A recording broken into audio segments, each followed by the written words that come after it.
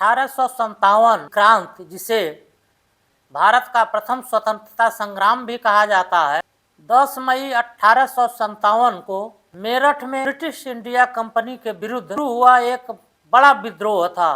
विद्रोह का तात्कालिक कारण एनफील्ड राइफल के कारतूसों में गाय और सुअर की चर्बी की लेयर होने की फैली अफवाह, जिसे दांतों से काटकर प्रयोग करना पड़ता था।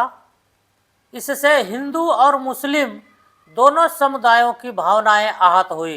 इसके विरोध स्वरूप 30वीं नेटिव इन्फेंट्री बंगाल के सैनिक मंगल पांडे ने ब्रिटिश शासन के खिलाफ पहली गोली चलाई।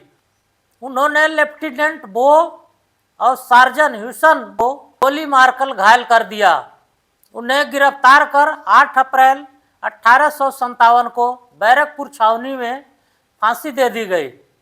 प्रमुख कारणों में एक कारण लॉर्ड डलहौजी की डॉक्ट्रिन ऑफ लैप्स, राज्य हड़प की नीति भी है, जो 1848 से 1856 के बीच में लागू की गई।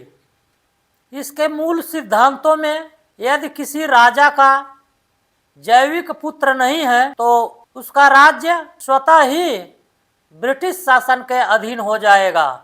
गोद लिए दत्तक पुत्र को उत्तराधिकारी मानने से डलहौजी ने इनकार कर दिया था। इस नियम के तहत हड़पे गए राज्यों में सबसे पहले 1848 में सतारा, जैतपुर और संभल 1849, बघाट 1850, उदयपुर 1852 और झांसी 1853 तथा नागपुर 1854 प्रमुख है। झांसी की रानी लक्ष्मीबाई और कानपुर के नाना साहब इसी नीति के शिकार हुए। सुशासन के नाम पर अवध को भी ब्रिटिश शासन के अधीन कर लिया गया। इसके अलावा एक अन्य कारण और भी था। इसके तहत भारतीय मूल के सैनिकों को ब्रिटिश सैनिकों से कम वेतन मिलना था। उच्च पदों पर भारतीयों को नहीं रखा जाता था।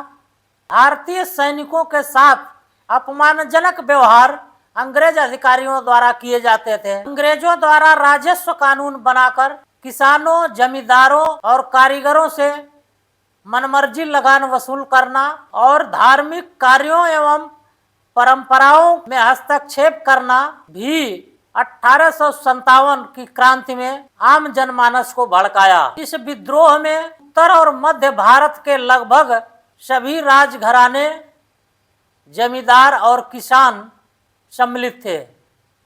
@मदन मोहन गोरखपुरी ये एजुकेशनल मोटिवेशन को सब्सक्राइब कर लीजिए ताकि आने वाली अन्य वीडियो आपको मिल सके।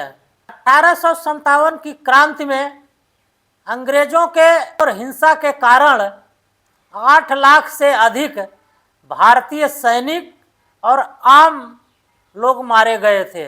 इस दौरान भारत में रहने वाले 40,000 अंग्रेजों में से 6,000 मारे गए थे।